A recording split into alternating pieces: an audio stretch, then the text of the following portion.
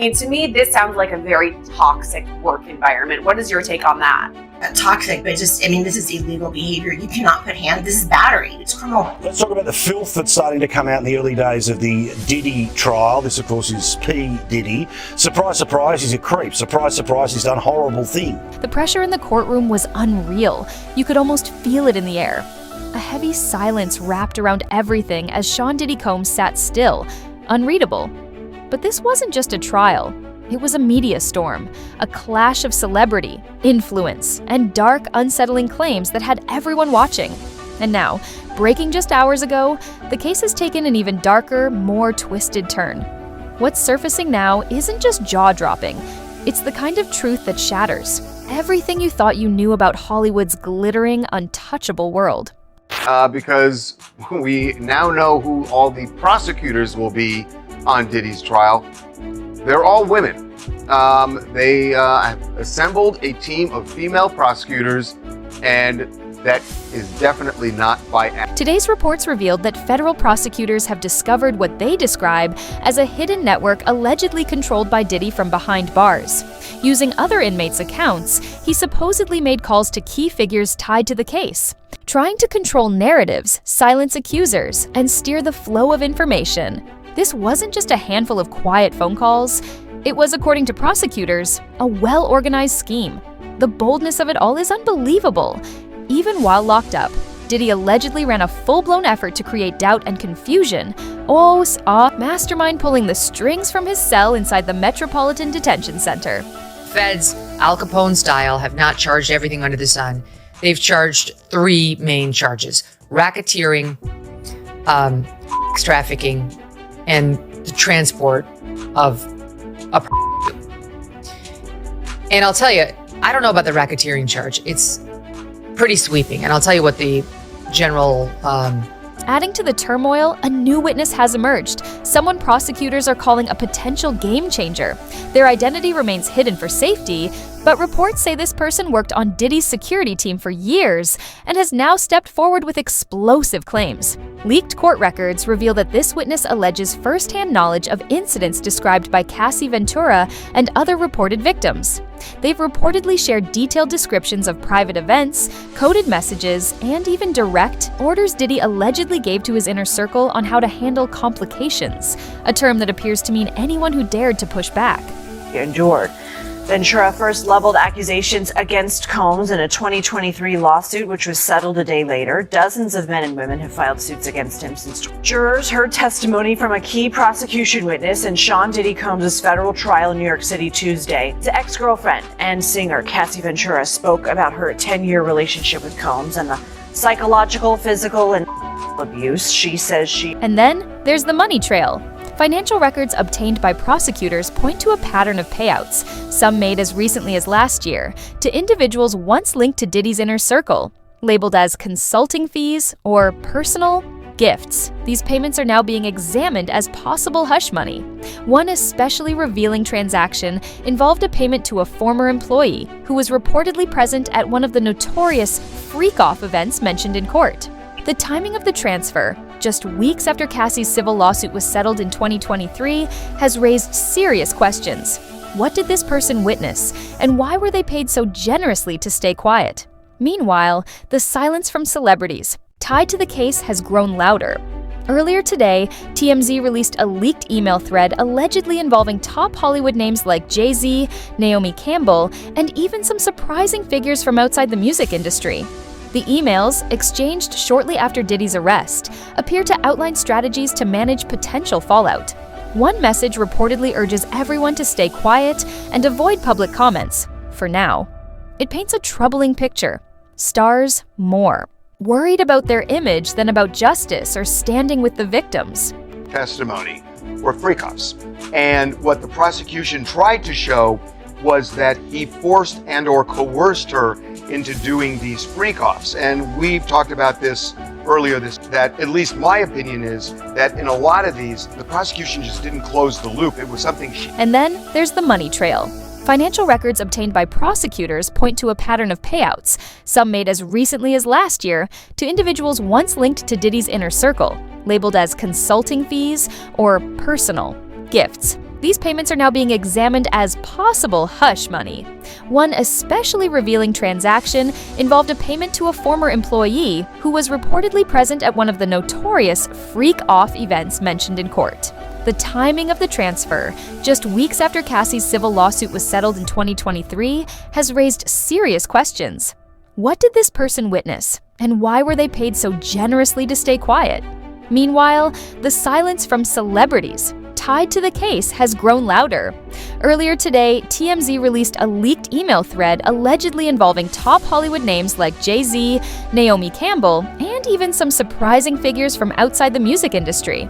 The emails, exchanged shortly after Diddy's arrest, appear to outline strategies to manage potential fallout. One message reportedly urges everyone to stay quiet and avoid public comments. For now, it paints a troubling picture. Stars more worried about their image than about justice or standing with the victims. Window into Cassie's side of the story. There's a video that people may have seen. It was aired by CNN years ago. It's become a video at the heart of this case. That's security footage from the Intercontinental Hotel in 2016, where there appears to be Sean Combs assaulting Cassie Ventura. You see. And as online speculation intensifies, the courtroom continues to deliver shock after shock. Just this morning, jurors were shown a never-before-seen video from a 2016 hotel hallway incident.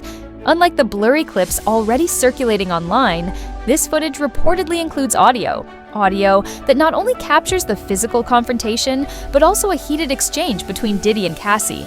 In the recording, Diddy can allegedly be heard making what prosecutors describe as a direct threat, telling Cassie, "You know what happens when you don't listen." The weight of those words, paired with the disturbing visuals, left the courtroom in stunned silence. Prosecutors didn't stop there. They also presented newly uncovered text messages between Diddy and members of his inner circle, claiming they reveal a pattern of calculated control. In one message thread, dated just days before his 2024 arrest, Diddy allegedly told an associate to clean up the mess and make sure everyone knows the cost of talking. The haunting tone of those texts has only intensified the case, building the image of a man willing to do whatever it takes to defend his empire. Now you got the Diddy situation where he jumps on a private jet, they say yesterday, and is on his way to the Cape Verde Island. Then there's the mystery around victim number 3, a key figure in the indictment who, so far, hasn't agreed to testify. Prosecutors revealed today that they've now issued a subpoena to force her to take the stand, even though she's reportedly unwilling. No one knows exactly why she's staying quiet. Is she scared of retaliation? Or has she also been contacted by what many believe is Diddy's inner circle of enforcers? Her silence has only deepened the suspense in this already high-stakes case. But the biggest shock of the day came from a forensic review of evidence, taken during the raid on Diddy's Miami home. Alongside the usual high-end items, designer clothes, luxury watches, investigators reportedly found a locked safe. What was inside, sources say potentially damaging materials. While the exact contents are still sealed, insiders claim they include recordings, documents, and other evidence that could completely blow this case wide open. Prosecutors are hinting they may bring some of it out soon, setting up what could be the most explosive moment of the trial so far. You're in a kind of industry like rap, hip-hop, music industry in general. The secrets around working for a label. As everything continues to unfold, the world is left wondering, just how deep does this rabbit hole go? With every twist, it's becoming more obvious that this trial isn't only about one man's alleged actions. It's about the entire system that let those actions happen, the people who look the other way, and a power-hungry culture that runs through the heart of the entertainment world. The real question now isn't just whether Diddy will face justice. It's whether this trial will finally force Hollywood to face the darkness it's hidden for far too long. And if today's updates are any sign, this reckoning is just getting started. Just when it seemed things couldn't get any more disturbing, the machine behind the industry keeps turning, pulling back more layers of decay that few imagined were there. New evidence, hushed rumors, and those uncomfortable silences are starting to feel less like a trial and more like the slow collapse of an empire. What's clearer now than ever is this isn't just about Sean Diddy Combs. It's about the structure that protected him, the allies who helped him, and the culture that let it all grow unchecked. The courtroom has turned into a stage, and the world is watching, captivated, as the truth is dragged into the light. Today, federal prosecutors brought out what might be the most damaging evidence so far, a set of recorded conversations between Diddy and top members of his team. These tapes, captured just weeks before his arrest, allegedly reveal him working behind the scenes to control the backlash from Cassie's civil suit. In one chilling moment, he's heard telling someone to make sure everyone remembers their story. If true, the impact is massive. These aren't just signs of witness tampering, they paint the image of a man who truly believed he could play the system and win. Yeah, that's trying a criminal case in the modern times. A lot of evidence is on electronic devices, cell phones, tablets, computers, things of that nature. And the devices, especially if you have like external hard drives, 90-something terabytes of data on a single device makes me think it's some type of hard drive. That takes weeks to go through just for one device on it. But it doesn't end there. Newly released court documents include powerful testimony from a former executive at one of Diddy's companies. This person, who worked alongside him for nearly 10 years, described a work environment that felt more like a cult than a corporation. According to the testimony, employees were forced to sign extreme non-disclosure agreements, so strict that they were basically forbidden from ever discussing anything they saw, heard, or experienced on the job. The executive went on to claim that team members were regularly asked to carry out strange or deeply personal tasks, many of which seemed aimed at keeping Diddy in total control of everyone around him. These alleged duties ranged from tracking the movements of specific people to delivering vague coded messages on his behalf. It's the kind of revelation that makes you stop and think. How many careers, how many reputations were quietly crushed just to keep this machine moving forward? About her experience in that video, how she had a big movie premiere that was coming up, and what had happened was they were engaged in a freak-off that she didn't really want to be a part of, and Combs had punched her. She knew she had a black eye. She felt she had to get out of there, so she waited for a moment when he was occupied. She said he may have been on the phone, in the shower. Investigators have reportedly uncovered a web of offshore accounts tied to Diddy, accounts that seem to have been used to move money to people linked to the allegations. What's especially shocking is just how massive these transactions were. This wasn't about random payouts.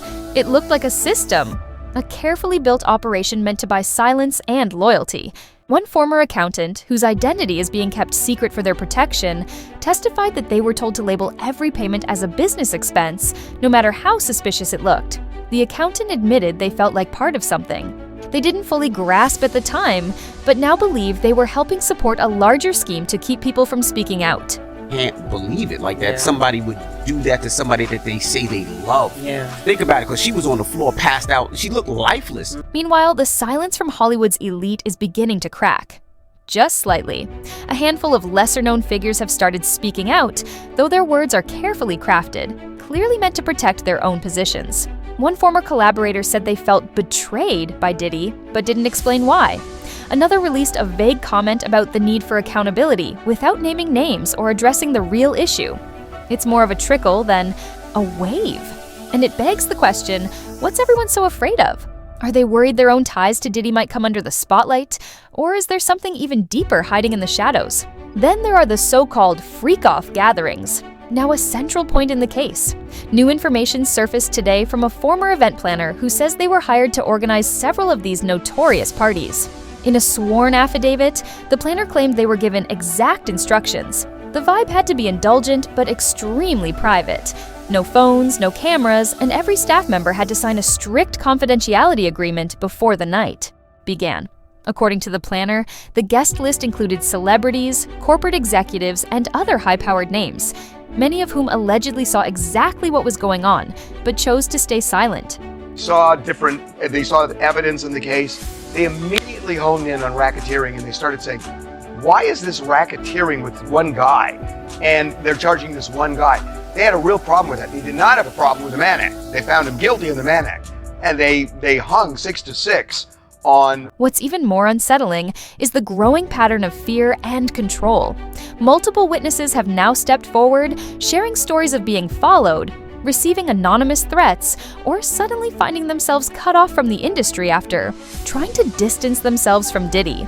One former personal assistant who worked closely with him for years described feeling completely stuck, afraid to quit because of what might happen if they did.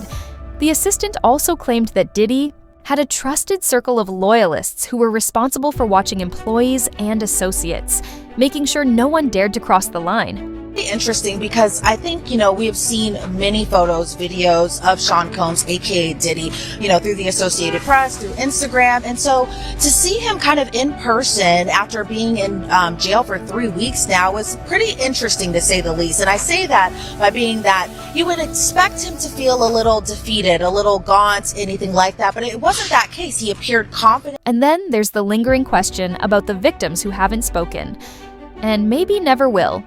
Prosecutors suggested today that there could be more witnesses out there, people who hold vital information but are too scared to testify. That revelation has cast a dark shadow over the trial, raising serious concerns about how fear and manipulation may have shaped the entire story. It also highlights just how high the stakes really are. If Diddy is found guilty, it could give other victims the courage to come forward, possibly revealing an even bigger pattern of abuse and control.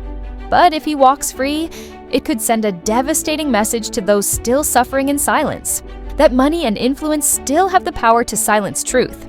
This trial has also reignited a broader conversation about accountability in the entertainment world. How many powerful insiders are watching this unfold, nervously wondering if they're next? How many enablers, protectors, and behind-the-scenes players are now scrambling to clean up their tracks? What's being exposed in this courtroom isn't just one man's alleged behavior. It's the toxic culture that let it thrive. A system that chose profit over people, silence over justice. And as the trial moves forward, the real question is no longer just about Diddy, it's whether the entire industry is finally ready to face a long overdue reckoning. I'll tell you something else. Not only should he have apologized to Cassie in that video, he should have apologized to all of the general public that he lied. But here's the truth. This isn't just a Hollywood problem. It's a reflection of the larger systems in our society, the ones that let people like Diddy operate unchecked for years. It's about power, privilege, and the way wealth and status often shield the influential from facing real consequences, while the victims are left to pick up the shattered pieces.